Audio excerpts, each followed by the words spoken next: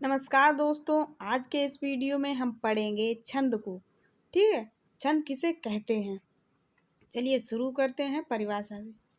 परिभाषा: छोटी छोटी सार्थक ध्वनियों के सामंजस्य को छंद कहते हैं। ठीक है, जो छोटी छोटी ध्वनियाँ हैं उन्हें हम छंद कहते हैं। अब इसमें महत्वपूर्ण पॉइंट भी होते हैं छंद में, जो बहुत ही महत्वपूर्ण होते हैं। ठीक है, नंबर फर्स्ट पॉइंट है, छंद शब्द का प्रथम उल्लेख ऋग्वेद में मिलता है। ठीक है, ऋग्वेद में मिलता है। नेक्स्ट पॉइंट है, छंद शास्त्र को पिंगल शास्त्र भी कहते हैं। छंद शास्त्र को पिंगल शास्त्र भी कहते हैं क्योंकि इसके आदि प्रेरता पिंगल ऋषि को माना जाता है। पिंगल ऋषि के नाम से ही इसे हम पिंगल शास्त्र भी कहते हैं। ठीक है, अब देखते हैं इसके अंग कितने होते हैं। छंद के अंग, इसके 7 अंग होते हैं। नंबर फर्स्ट है पाद या चरण।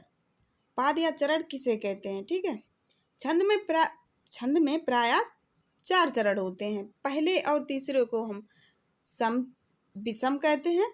ठीक है, और चौथे और दूसरे को सम चरण कहते हैं। ठीक है, पहले और तीसरे को विषम और चौथे और दूसरे को सम चरण कहते हैं। अब नेक्स्ट है वर्ण और मात्रा। वर्ण और मात्रा किसे कहते हैं, सबसे पहले समझेंगे। वर्ण 2 प्रकार के होते हैं। ठीक है, नंबर फर्स्ट है हास्य वर्ण। इसे हम एक मात्रा भी कहते हैं, इसकी एक मात्रा होती है। ठीक है, इसे हम खड़ी पाई से इंडिकेट करते हैं, यानी कि एक मात्रा। अब 2 है दीर्घ।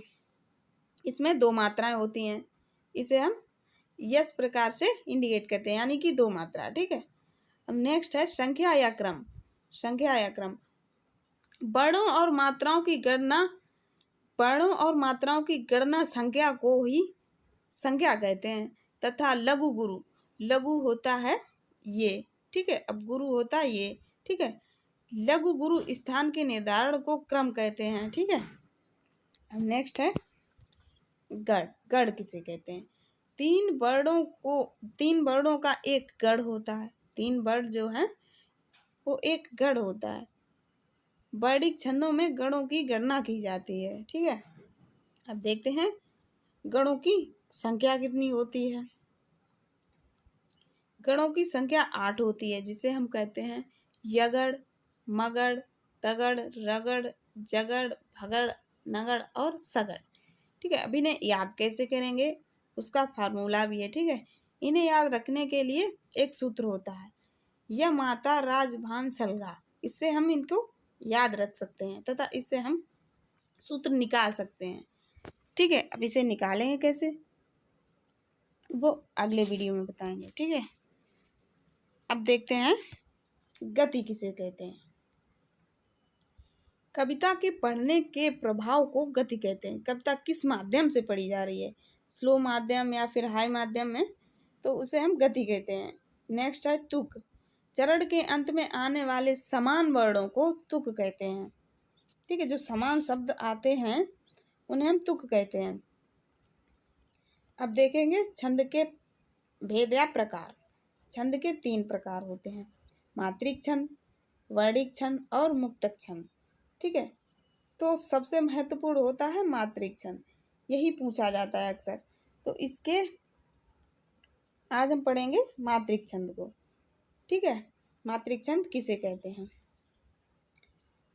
जिस छंद में मात्राओं की गिनती हो उसे हम मात्रिक छंद कहते हैं। ठीक है, जिसमें मात्रा गिनी जाए वो मात्रिक छंद होते हैं। अब इसके भी पार्ट होते हैं।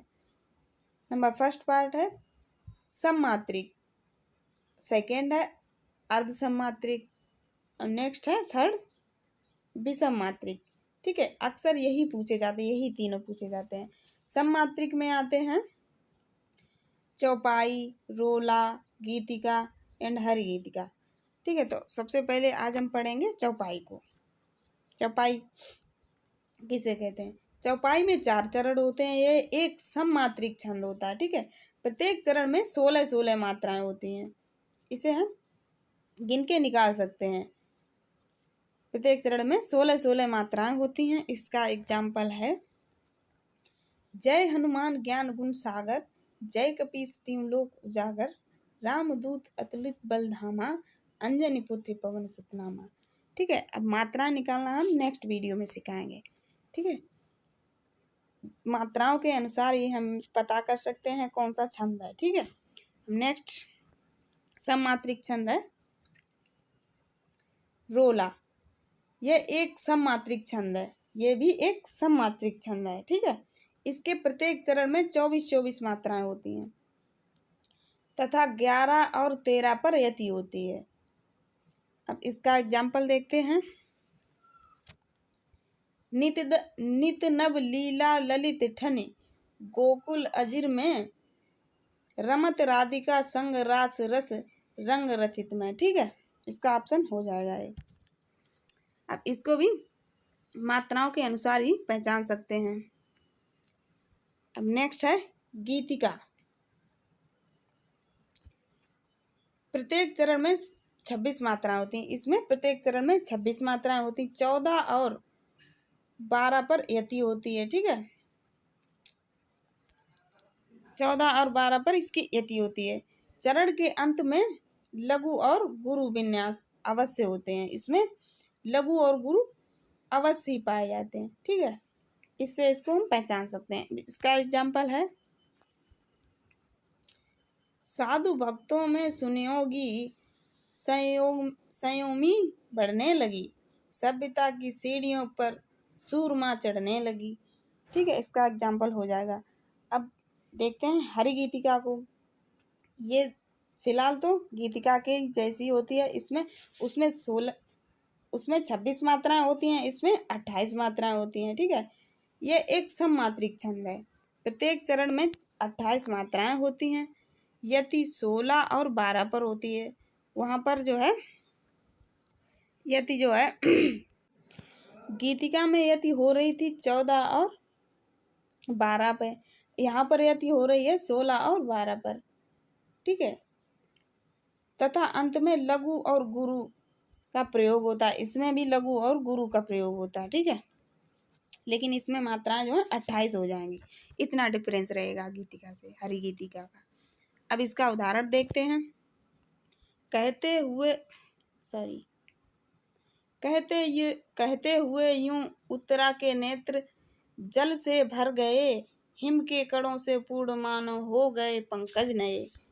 ठीक है, आशा करते हैं आपको छंद काफ़ी अच्छे से समझ में आए होंगे।